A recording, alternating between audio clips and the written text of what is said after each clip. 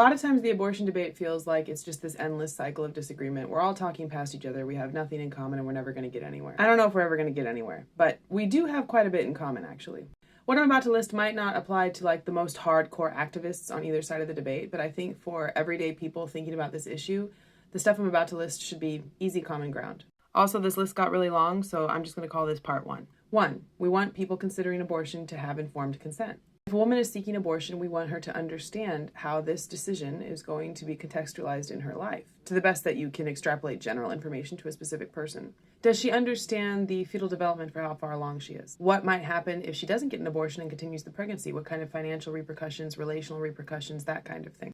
Everyone should want her to understand the potential risks of any given medical procedure or medication. The two sides will fight tooth and nail over what the accurate assessment of the data is. That's where the fight is. But there isn't really a fight about if you have accurate information, whether you should give it to that woman. You should.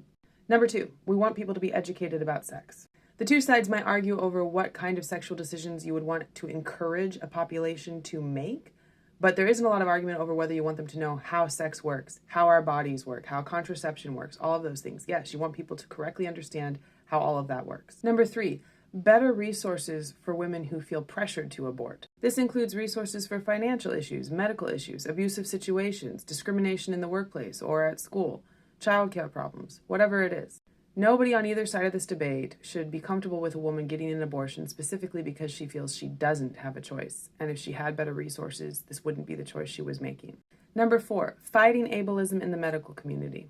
Medical professionals who are in the position to provide prenatal diagnoses of disabilities should be educated on the perspectives of people who live with those disabilities and of their families.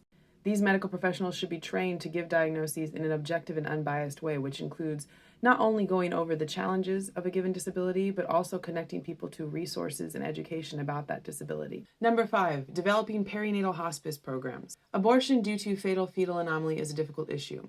And whether you think abortion in general is moral or should be legal or not, just even leaving that aside, if there are parents that receive a fatal diagnosis and they want to carry to term and they want to be able to say goodbye, they should have resources to be able to do that. We need better general public education about perinatal hospice programs. In fact, we need better education in the medical community in some cases about perinatal hospice programs.